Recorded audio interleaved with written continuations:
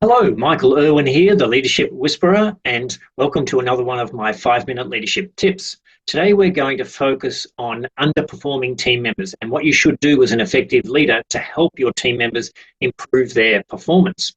Now, this is something that I've been asked many, many times, and a couple of people just this week, in fact, yesterday, Chris asked me exactly about this, about what that they should do with underperforming team members. So here are some tips for you to work through this. Firstly, let's have a look at what's going on here from the perspective of what you may be doing as a manager and a leader. So the first thing to think about is most often people actually try to avoid dealing with underperformance in the early stages. And I just had a client this week say to me they wanted some help with the situation, and the person in the role had been in the role for nearly 12 months. And in that discussion, they told me that there had been signs in the first few weeks they started in that role that things weren't quite right and they weren't fitting in and going about things in the right way. But they avoided having some direct conversations around that. They wanted to avoid the conflict. They hoped that things would improve. They were hoping that it was just about them settling into the role. And unfortunately, avoiding these difficult discussions and hoping things will improve, that never works. And the second thing that often happens is that the managers and leaders try to address it in a subtle and a friendly way. Okay? So that's where they might say, next time, could you see if you could possibly get that done a bit quicker? That would be great. Or here, I've taken your report and made some changes to you so you can think about what you might do next time. And this is very subtle, and most team members will take this as something that they should consider rather than something that they should actually do to make a difference to their performance. They won't regard their performance as being lower than expected. They'll receive this as something that's kind of some guidance to consider. What we really want is that everyone's clear on the expectations, right? And we're all on the same page. So how do we go about doing this? Here are some practical strategies that you can apply. Firstly, it's to check in. So to have a really good in-depth conversation on how they are going, what's happening for them, how are they feeling, what are they thinking, what are the things that they're interpreting, what has changed, have things changed in the organisation, in the team, is there something going on outside of work? So really get to understand how they are going. Now, to do this really well, you need to have already established a strong relationship and a basis of trust. Okay. So if that hasn't been established, you'll need to work on that as well. So we're really seeking to understand the person and how they are going. And this requires active listening and for the person to feel like that they're really being heard. And then it's about having a discussion to clarify the role expectations and the performance measurements, goals, and KPIs. Now, when I say clarify this is a two-way discussion. What we're talking about here is asking questions so that you can get to understand, as the leader, the perspective of your team member.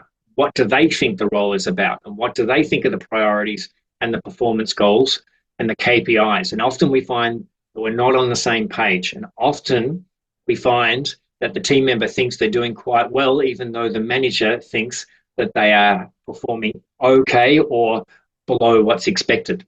So get on the same page with this interactive discussion. And then it's about checking in and again, having a joint discussion about, are the goals achievable and how do they align with the person's roles and the team's objectives and the organisation's purpose? Because there's a couple of things here. If the goals or the KPIs are perceived to be unachievable by the team member, then that's going to demotivate them. But also, if the person has a lot of tasks to do that they don't understand how that connects with the team's objectives and it connects with the organisation, they may feel like they're undervalued or what they're doing is not worthwhile. And then you're not going to get high level performance if that's how they're interpreting the situation. So you want to make sure that they're seen as achievable and they're aligned to the objectives and a purpose. And then you want to put them together and have a joint discussion to tailor a development plan on how this person can improve. And there's two key areas you can look at here. One is to consider, how are they going with the skills required to perform this role? Is there a gap there? And what skills do they need to work on and to develop? Another area is to think about, how are they going with being engaged and enthusiastic and motivated about doing the role? So is there a gap there? Or there could be a combination. It's a good way to start to think about what to put into a development plan. The development plan, most of the items and the suggestions should be coming from the team member themselves. So it's about a leader as a coach type discussion to help the underperforming team member to put together a plan that they believe is going to help them improve their performance. And that way they'll have more buy-in and take more responsibility. And then an important part is to also set up that there's going to be feedback. Okay? And you can talk with a team member as to how often that should be and when that should happen. But you want both positive and constructive feedback. You want effective, specific feedback on the things that the person is doing well, and especially where there's been some improvement. So really recognize where there's been some improvement and give that positive feedback. The team member should also know that there will be constructive feedback to assist them with their performance, so they get to know where they are still they haven't yet improved to get it up to the acceptable or the high performing standard. And that way, the team member knows exactly what behavior they're doing well and that they need to repeat, and what behavior is not up to standard yet, and so that they can work on improving in that area. Now, I encourage you to look at having 2 to 3 times more positive feedback than constructive feedback. It can be a default setting in many situations for us to focus on what's not going well and to overlook what is going well. So give more positive feedback than constructive feedback, and that will get your team member to be more likely to be engaged and enthusiastic and feel like they're improving, which helps us to feel more positive and that they'll continue to grow in their performance. Right, so there's a lot in that.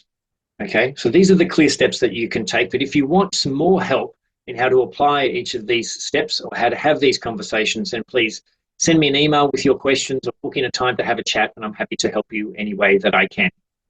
Thank you for listening to this 5-minute leadership tip on how to help underperforming team members. I look forward to seeing you at another one of these tips and wish you all the best to have a great day. See you again soon.